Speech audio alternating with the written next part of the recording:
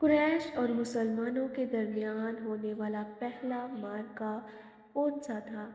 السلام علیکم ورحمۃ اللہ وبرکاتہ۔ بسم اللہ الرحمن الرحیم۔ جو کہ 17 رمضان 9 ہجری میں ہوئی۔ یہ قریش اور مسلمانوں کے درمیان پہلا فیصلہ کن معرکہ ہے۔ اس کا سبب یہ ہوا کہ رسول اللہ صلی اللہ علیہ وسلم جس قافلے کے لیے ذوالعشیرہ تشریف لے گئے تھے اور جو بچ کر شام چلا گیا تھا، آپ اس کی طاق میں تھے اور اس کی خبر لانے کے لیے آپ نے شام کے مقام حبارہ تک 2 آدمی بھیجے تھے۔ چنانچہ جیسے ہی یہ قافلہ وہاں سے گزرا، انہوں نے جلدی سے مدینہ خبر پہنچائی اور خبر ملتے ہی رسول اللہ صلی اللہ علیہ وسلم نے صحابہ رضی اللہ تعالیٰ عنہ کو نکلنے کی دعوت دی، لیکن نکلنے کو ضروری بھی نہیں قرار دیا۔ چنانچہ اس دعوت پر 313، 314 یا 317 آدمی نے لبیک کہا، جس میں 82 مہاجرین تھے اور 61 قبیلہ اوس کے اور 170 قبیلہ خزرج کے انصار تھے۔ انہوں نے مکمل تیاری بھی نہیں کی تھی۔ سواری میں صرف 2 گھوڑے اور 70 اونٹ تھے۔ رسول اللہ صلی اللہ علیہ وسلم نے اس کے لیے سفید جھنڈا باندھا اور اسے حضرت مصعب بن عمیر کے حوالے کیا۔ اس کے علاوہ ایک جھنڈا مہاجرین کا تھا جسے حضرت علی بن ابو طالب لیے ہوئے تھے، اور ایک جھنڈا انصار کا تھا جسے سعد بن معاذ رضی اللہ تعالیٰ نے اٹھا رکھا تھا۔ مدینہ کا انتظام ابن مکتوم کے حوالے کیا، لیکن روحہ پہنچ کر ان کی جگہ ابو لبابہ بن عبد المنذر کو روانہ فرمایا۔ رسول اللہ صلی اللہ علیہ وسلم مدینہ سے نکلے تو بدر منزل مقصود تھی۔ یہ مدینہ کے جنوب مغرب میں 155 کلومیٹر کے فاصلے پر واقع ہے۔ اسے ہر طرف سے بلند پہاڑوں نے گھیر رکھا ہے۔ آمد و رفت کے صرف 3 راستے ہیں۔ ایک جنوب میں ہے جسے عنوۃ القصویٰ یعنی کہ دور کا کنارہ کہا جاتا ہے، اور دوسرا شمال میں ہے جسے عنوۃ الدنیا قریب کا کنارہ کہا جاتا ہے۔ تیسرا شمالی راستے کے قریب ہی مشرق میں ہے اور اس سے اہل مدینہ آتے جاتے ہیں۔ مکہ سے شام آنے جانے والے قافلوں کا راستہ اسی احاطے کے اندر سے گزرتا تھا۔ اس میں کچھ مکانات کنویں اور باغات بھی تھے، اس لیے قافلے عموماً یہاں پڑاؤ ڈالتے تھے اور کئی گھنٹوں سے لے کر کئی دنوں تک ٹھہرتے تھے۔ لہٰذا یہ بات بہت آسان تھی کہ اس احاطے میں قریش کا قافلہ اترنے کے بعد مسلمان تینوں راستے بند کر دیں گے اور قافلہ اپنے آپ کو ان کے حوالے کرنے پر مجبور ہو جائے گا۔ لیکن اس تدبیر کا لازمی تقاضا یہ تھا کہ قافلے کو مسلمانوں کے نکلنے کا علم بھی نہ ہو کہ وہ غفلت میں بدر کے اندر اتر جائیں۔ اسی لیے رسول اللہ صلی اللہ علیہ وسلم جب مدینہ سے نکلے تو آپ نے پہل جو راستہ اختیار کیا وہ بدر کے بجائے کہیں اور جاتا تھا، پھر بہت دھیمی رفتار سے بدر کے جانب پیش قدمی فرمائی۔ جہاں تک قافلے کا تعلق ہے تو وہ اس میں سے 1000 اونٹ تھے جن پر کم از کم 50,000 دینار کی مالیت کا سامان لدا ہوا تھا۔ اس کا سالار ابو سفیان تھا اور اس کے ساتھ صرف 40 آدمی تھے۔ ابو سفیان حد درجہ بیدار اور محتاط تھا، ہر آنے جانے والے مسلمان کی نقل و حرکت کے متعلق دریافت کرتا رہتا تھا۔ چنانچہ ابھی وہ بدر سے کافی دور تھا کہ اسے مسلمانوں کے نکلنے کا علم ہو گیا، لہٰذا اس نے قافلے کا رخ مغرب کی طرف پھیر کر ساحل کا راستہ پکڑ لیا اور بدر کا راستہ کلی طور پر چھوڑ دیا۔ ساتھ ہی ایک آدمی کو اجرت دے کر مکہ بھیجا کہ जिस कदर जल्द मुमकिन हो इन्हें मुसलमानों के निकलने की इत्तला दे दे। इस शख्स ने खबर पहुंचाई तो अहले मक्का नहायत तेजी से तैयार हुए और सब के सब निकले। अबू लहब के सिवा बड़ों में कोई पीछे न रहा।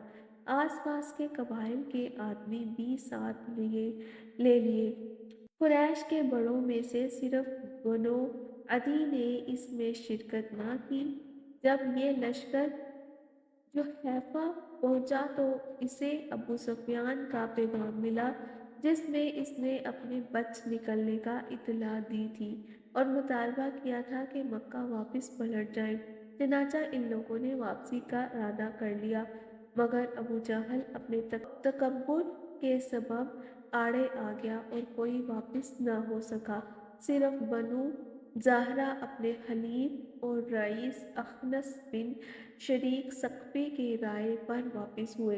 ये 300 अफराद थे। बाकी 1000 नफर के लश्कर ने अपना सफर जारी रखा। उद्वतुल कुस्वा के करीब पहुंचकर बदर के बाहिर पहाड़ों के पीछे एक वसी मैदान में पड़ाव डाल दिया। इधर रसूलुल्लाह सल्लल्लाहु अलैहि वसल्लम को रास्ते ही में अहले मक्का के खरूज का इल्म हो गया, लिहाजा आपने मुसलमानों से मशवरा किया। इस पर हज़रत अबू बकर रज़ियल्लाह ताला अन्हा उठे और अच्छी बात कही।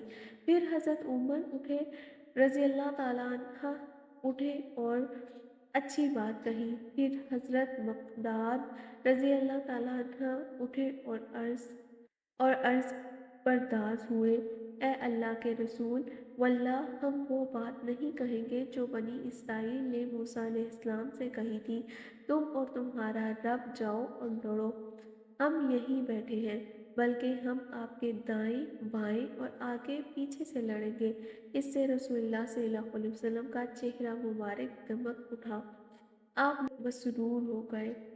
इसके बाद आपने फिर फरमाया, मुसलमानों मुझे मशवरा दो। इस पर अंसार के रईस हज़रत साद बिन मुआज़ उठे और अर्ज़ परवाज हुए, या रसूलुल्लाह सल्लल्लाहु अलैहि वसल्लम, गोया आप हमारी तरफ इशारा फरमा रहे हैं, तो इस ज़ात की कसम जिसने आपको हक के साथ भेजा है, अगर आप हमें समुंदर पर ले चले और इसमें कूदना चाहें तो हम इसमें भी आपके साथ कूद पड़ेंगे, हमारा एक आदमी भी पीछे न रहेगा।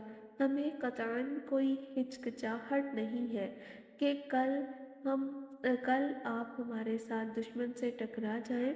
हम जंग में पामर्द और लड़ने में जवान मर्द हैं और तवक्का है कि अल्लाह आपको हमारा वो जौहर दिखाएगा जिससे आपकी आंखें ठंडी हो जाएंगी, लिहाजा आप हमें लेकर बढ़े, अल्लाह बरकत दे। उन्होंने गुफ्तगू के दौरान में ये भी कहा, इस ज़ात की कसम जिसने आपको हक के साथ भेजा है, अगर आप पेशकदमी करते हुए बरगिमाद तक जाएं तब भी हम आपके साथ होंगे। इससे रसूलुल्लाह सल्लल्लाहु अलैहि वसल्लम पर खुशी की लहर दौड़ उठी। आप सल्लल्लाहु अलैहि वसल्लम ने फरमाया, चलो और खुश हो जाओ, क्योंकि मुझसे अल्लाह ताला ने 2 ग्रोहों में से एक का वादा फरमाया है। वल्लाह इस वक्त मैं गोया कौम के कत्लगाहें देख रहा हूँ। फिर आपने बदर की जानब पेशकदमी की। वहाँ उसी रात पहुँचे जिस रात मुशरिकीन पहुँचे थे। वहाँ पहुँचकर आपने मैदान बदर के अंदर उद्वतुद्दुन्या के करीब पड़ाव डाला। लेकिन हज़रत हबाब बिन मंज़र रज़ियल्लाहु ताला अन्हा ने मशवरा दिया कि आप आगे बढ़ जाएं और जो चश्मा दुश्मन के सबसे ज़्यादा करीब है इस पर पड़ाव डालें, ताकि मुसलमान हौज़ बनाकर अपने लिए पानी जमा कर लें और बकिया चश्मों को पाट दें। इस तरह दुश्मन पानी से महरूम रह जाएगा। चनाचा आपने यही किया। फिर मुसलमानों ने एक छप्पड़ बनाया जो नबी सल्लल्लाहु अलैहि वसल्लम की क़यादत का था। इस पर हज़रत साद बिन मुआज़ रज़ियल्लाहु ताला अन्हा की कमान में अंसारी नौजवानों की एक जमात पहरे और हिफाजत के लिए मुकर्रर कर दी गई। इसके बाद रसूलुल्लाह सल्लल्लाहु अलैहि वसल्लम ने लश्कर की तरतीब फरमाई और मैदान जंग का चक्कर लगाया। وہاں آپ نے ہاتھ کا اشارہ کر کے فرمایا یہ کل فلاں کی قتل گاہ ہے اور یہ کل فلاں کی قتل گاہ ہے انشاءاللہ۔ پھر ایک درخت کی جڑ کے پاس نماز پڑھتے ہوئے رات گزاری۔ مسلمانوں نے بھی بھرپور اعتماد کے ساتھ پرسکون رات گزاری۔ اللہ نے بارش نازل فرمائی، جیسا کہ اس کا ارشاد ہے، جب اللہ تم پر اپنی طرف سے امن و بے خوفی کے طور پر نیند طاری کر رہا تھا اور تم پر آسمان سے پانی برسا رہا تھا تاکہ تمہیں اس کے ذریعے سے پاک کر دے اور تم سے شیطان کی گندگی دور کر دے اور تمہارے دل مضبوط کر دے اور تمہارے قدم جما دے۔ پھر صبح ہی یعنی جمعے کی صبح 17 رمضان سن 2 ہجری کو دونوں فوجوں کا آمنا سامنا ہوا تو رسول اللہ صلی اللہ علیہ وسلم نے دعا فرمائی، اے اللہ یہ قریش ہیں جو اپنے غرور و تکبر کے ساتھ تیری مخالفت کرتے ہوئے اور تیرے رسول کو جھٹلاتے ہوئے آئے ہیں۔ اے اللہ تیری مدد جس کا تو نے مجھ سے وعدہ کیا ہے، اے اللہ آج انہیں شکست عطا کر دے۔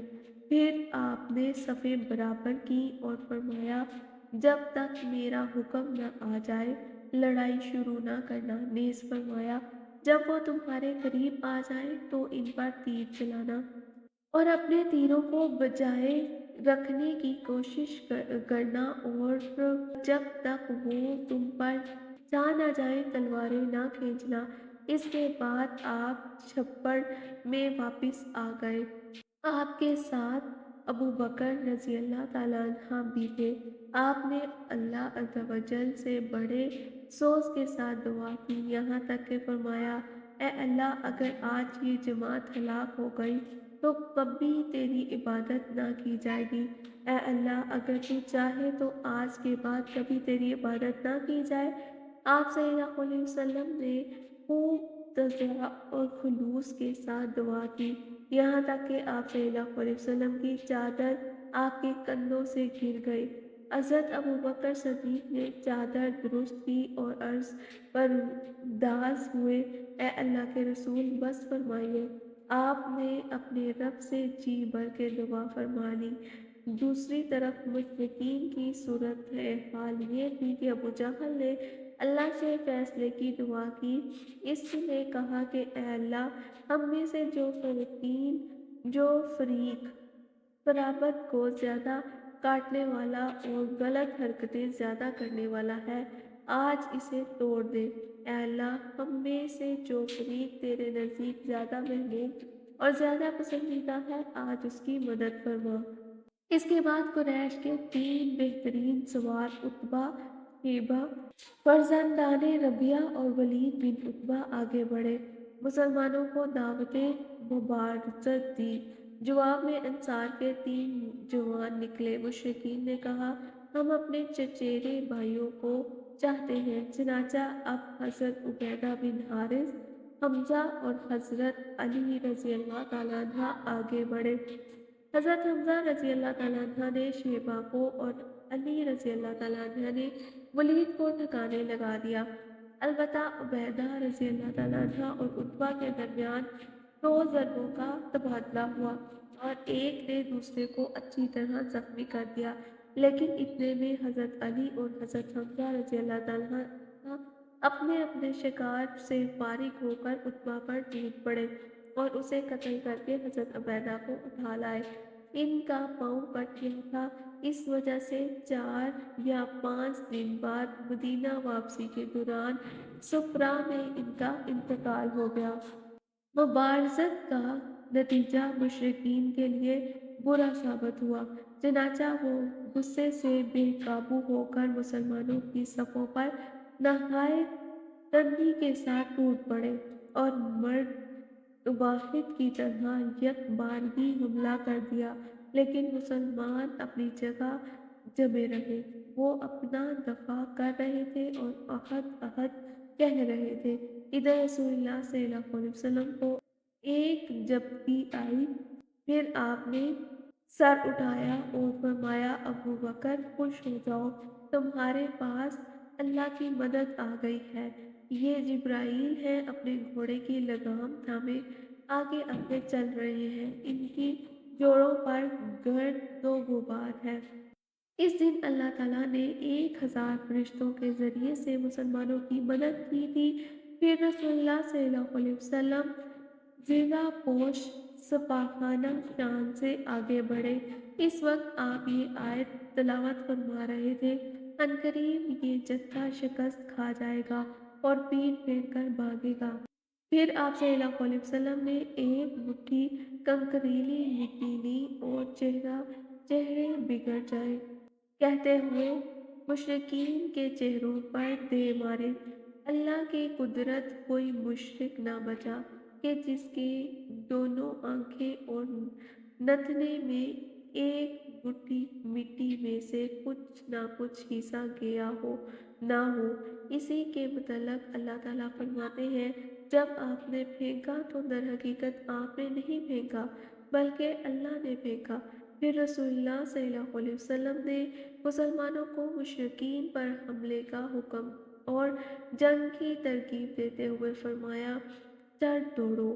چنانچہ مسلمان، جن کا جوش جہاد ابھی شباب پر تھا، چڑھ دوڑے، اور ان کے جوش و خروش میں یہ دیکھ کر مزید تیزی آ گئی کہ رسول اللہ صلی اللہ علیہ وسلم و نفس نفیس ان کے درمیان موجود ہیں اور سب کے آگے بڑھ کر لڑ رہے ہیں۔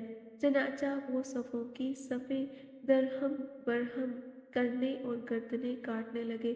فرشتوں نے بھی ان کی مدد کی، وہ بھی مشرکین کی گردنیں مارتے اور جوڑوں پر ضرب لگاتے تھے۔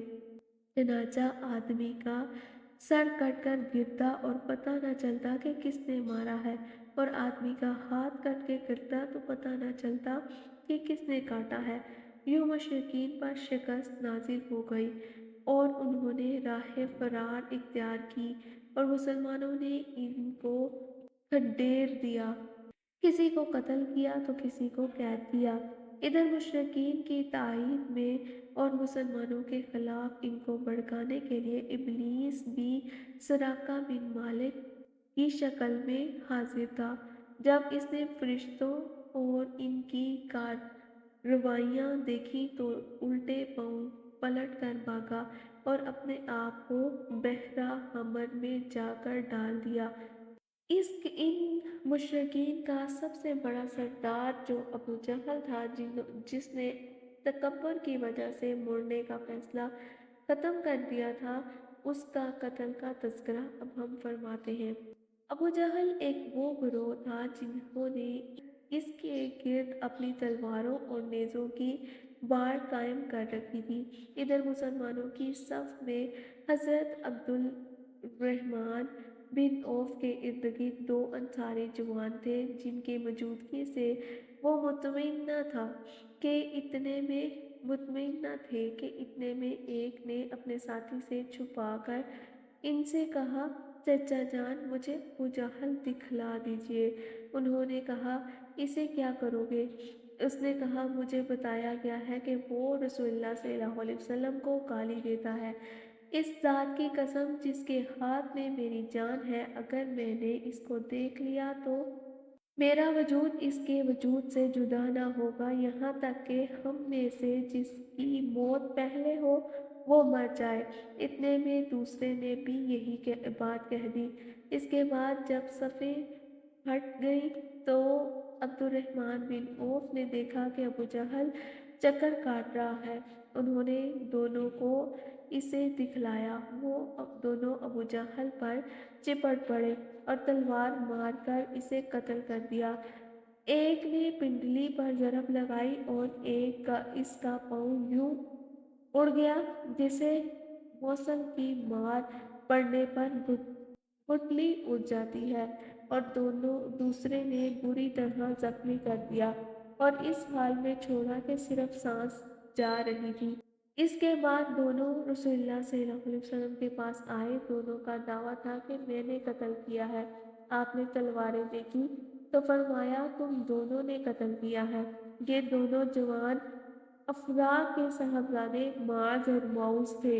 माऊस रज़ी अल्लाह ताला अन्हा तो इसी ग़ज़वा में शहीद हो गए। अलबत्ता मास रज़ी अल्लाह ताला अन्हा हज़रत उस्मान के दौरे खिलाफत तक ज़िंदा रहे। आप सल्लल्लाहु अलैहि वसल्लम ने इन्हीं को अबू जहल का सामान दिया। मार्का ख़त्म हो गया तो लोग अबू जहल की तलाश में निकले। हज़रत अब्दुल्ला बिन मसूद ने इसे पा लिया। अभी इसकी सांस आ जा रही थी। उन्होंने इसकी गर्दन पर पाँव रखा और सर काटने के लिए दाढ़ी पकड़ी और फरमाया, ओ अल्लाह के दुश्मन, आखिर अल्लाह ने तुझे रुसवा किया ना। इसने कहा, मुझे काहे को रुसवा किया? क्या जिस शख्स को तुम लोगों ने कत्ल किया है उससे ऊपर भी कोई आदमी है? फिर बोला, काश मुझे कसानों के बजाय किसी और ने कत्ल किया होता। इसके बाद कहने लगा, मुझे बताओ आज फतह किसकी है? हज़रत अब्दुल्ला बिन मसूद ने फरमाया, अल्लाह और उसके रसूल की। अबू जहल ने कहा, ओ बकरियों के चरवाहे, तू बड़ी मुश्किल जगह पर चढ़ गया है। इसके बाद हज़रत अब्दुल्ला बिन मसूद ने इसका सर काट लिया और खिदमत नबवी में हाजिर किया। आपने फरमाया, अल्लाह सबसे बड़ा है। तमाम तारीफ़ें अल्लाह के लिए हैं जिसने अपना वादा सच कर दिखाया, अपने बंदे की मदद फरमाई और तन्हा सारे ग्रोहों की शिकस्त दे दी। ये उस उम्मत का फ़िरौन है। ये मार्का कुफ्र ईमान का मार्का था। इसमें आदमी ने अपने चचा से, बाप ने अपने बेटे से, भाई ने अपने भाई से, क़राबतदार ने अपने करीब तरीन लोगों से जंग की। हज़रत उमर रज़ी अल्लाह ताला अन्हा अपने मामू आस बिन हशाम को कत्ल किया।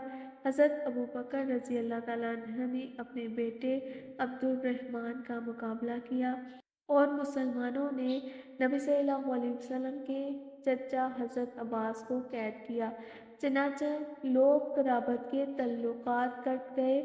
यूं क़राबत के तल्लुकात कट गए।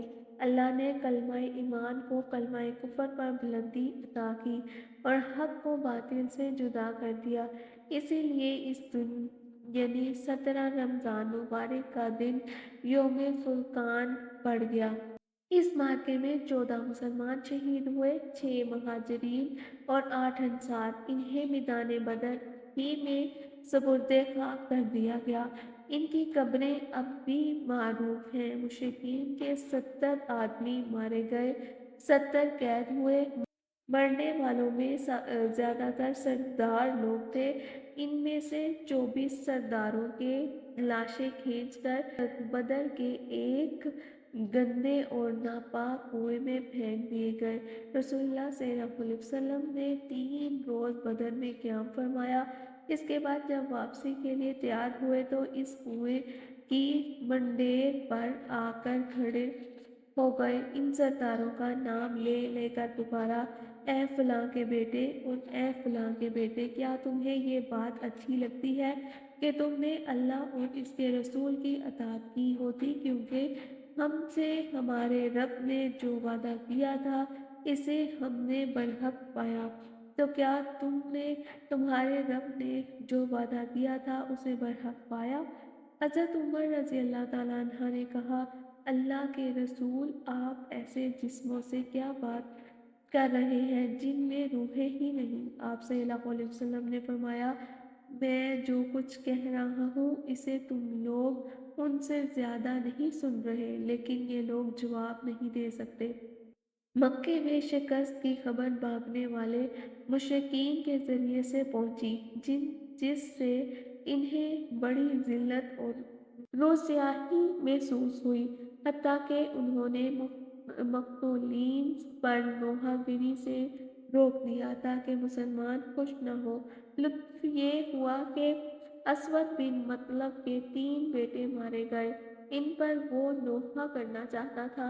इसने एक रात एक नोहा करने वाली औरत की आवाज़ सुनी तो समझा इजाज़त मिल गई है। इसने झट अपने गुलाम को हकीकत मालूम करने के लिए भेजा। इसने वापस आकर बताया कि ये औरत तो अपने एक गुमशुदा ऊँट पर रो रही है। حسود یہ سن کر اپنے آپ پر قابو نہ پا سکا اور وہ اختیار پکار اٹھا، کیا وہ اس بات پر روتی ہے کہ اس کا اونٹ غائب ہو گیا اور اس پر بے خوابی نے اس کی نیند حرام کر رکھی ہے؟ تو اونٹ پر نہ رو بلکہ بدر پر رو، جہاں جہاں قسمتیں پھوٹ گئیں۔ مزید چند اشعار کہے جن میں اپنے بیٹوں پر آہ بھی کی۔ ادھر اہل مدینہ کی خوشخبری کے لیے رسول اللہ صلی اللہ علیہ وسلم نے دو قاصد روانہ فرمائے، ایک ابو عبداللہ بن رواحہ رضی اللہ تعالیٰ عنہ بلائی مدینہ کی طرف اور دوسرے زید بن حارثہ زیری مدینہ کی طرف۔ اس دوران میں یہود نے چھوٹے پراپوگنڈے کر کے مدینہ میں ہلچل مچا رکھی تھی، اس لیے جب فتح کی خبر پہنچی تو ہر طرف مسرت اور شادمانی کی لہر دوڑ اٹھی۔ مدینہ کے دونوں بام تہلیل و تکبیر کے نعروں سے گونج اٹھے۔ مسلمان رسول اللہ صلی اللہ علیہ وسلم کو مبارکباد دینے کے لیے بدر کے راستے میں نکل پڑے۔ رسول اللہ صلی اللہ علیہ وسلم نصرت الہی کا تاج پہنے مدینہ کے لیے روانہ ہوئے۔ آپ کے ساتھ مال و غنیمت، قیدی بھی تھے۔ وادی صفرا کے قریب پہنچے تو تقسیم غنیمت کا حکم نازل ہوا، چنانچہ آپ نے خمس نکال کر باقی مال غنیمت غازیوں پر تقسیم فرما دیا۔ پھر وادی صفرا پہنچ کر نضر بن حارث کو قتل کرنے کا حکم دیا اور حضرت علی بن ابو طالب نے اس کی گردن اڑا دی۔ اس کے بعد ارکے غبیہ پہنچے تو عقبہ بن ابی معیط کو قتل کرنے کا حکم دیا۔ حضرت عاصم بن ثابت انصاری نے اور کہا جاتا ہے حضرت علی بن ابو طالب نے اس کی گردن مار دی۔ وہ سردار مسلمان جو رسول اللہ صلی اللہ علیہ وسلم کو مبارکباد دینے کے لیے نکلے تھے، ان کی مقام روحہ میں آپ سے ملاقات ہوئی اور وہاں سے مدینہ تک انہوں نے آپ کی رفاقت اور قیادت میں سفر طے کیا۔ اس طرح آپ مدینہ میں یوں منصور داخل ہوئے کہ ہر دشمن پر آپ کی ڈاک بیٹھ گئی اور اس کی وجہ سے بہت سے لوگ حلقہ بگوش اسلام بھی ہوئے۔ اسی موقع پر عبداللہ بن ابی اور اس کے ساتھیوں نے بھی دکھاوے کے لیے اسلام قبول کیا۔ جب رسول اللہ صلی اللہ علیہ وسلم مدینہ پہنچے تو آپ نے قیدیوں کے بارے میں بھی مشورہ کیا۔ حضرت ابوبکر صدیق رضی اللہ تعالیٰ عنہ نے فدیہ لینے کی رائے دی۔ حضرت عمر رضی اللہ تعالیٰ عنہ کی رائے یہ تھی کہ انہیں قتل کیا جائے۔ رسول اللہ صلی اللہ علیہ وسلم نے فدیہ لینا طے کیا۔ یہ فدیہ 4000 سے 3000 کم از کم 1000 درہم تک تھا اور ان قیدیوں میں سے جو لکھنا پڑھنا جانتے ہیں ان کا فدیہ یہ قرار دیا کہ وہ 10 مسلمان بچوں کو لکھنا پڑھنا سکھا دیں۔ بعض قیدیوں پر احسان کیا گیا اور انہیں فدیہ لیے بغیر رہا کر دیا گیا۔ رسول اللہ صلی اللہ علیہ وسلم کی صاحبزادی حضرت زینب رضی اللہ تعالیٰ عنہ نے اپنے شوہر ابو العاص کے فدیے میں جو مال بھیجا ان میں سے ایک ہار بھی تھا۔ یہ ہار حضرت خدیجہ کا تھا۔ انہوں نے حضرت زینب کو رضی اللہ عنہا کو ابو العاص کے ساتھ رخصت کرتے وقت یہ ہار انہیں دیا تھا۔ جب رسول اللہ صلی اللہ علیہ وسلم نے اسے دیکھا تو آپ پر رقت طاری ہو گئی۔ آپ صلی اللہ علیہ وسلم نے صحابہ رضی اللہ تعالیٰ عنہ سے اجازت چاہی کہ ابو العاص کو بلا فدیہ چھوڑ دیں۔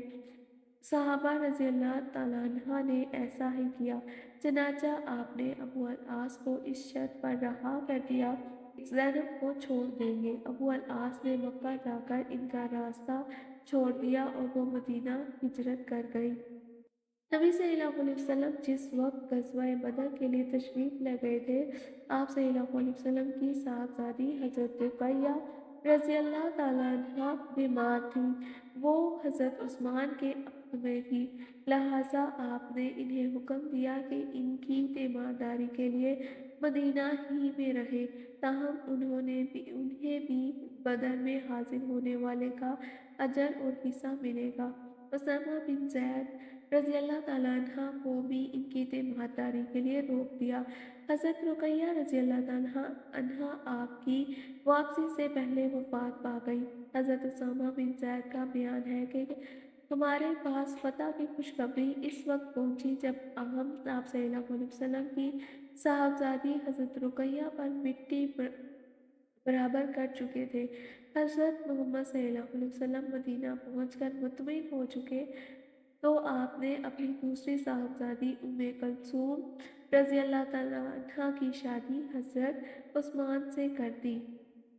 इसलिए हज़रत उस्मान को ज़ुल्नूरैन यानी दो नूर वाले कहा जाता है।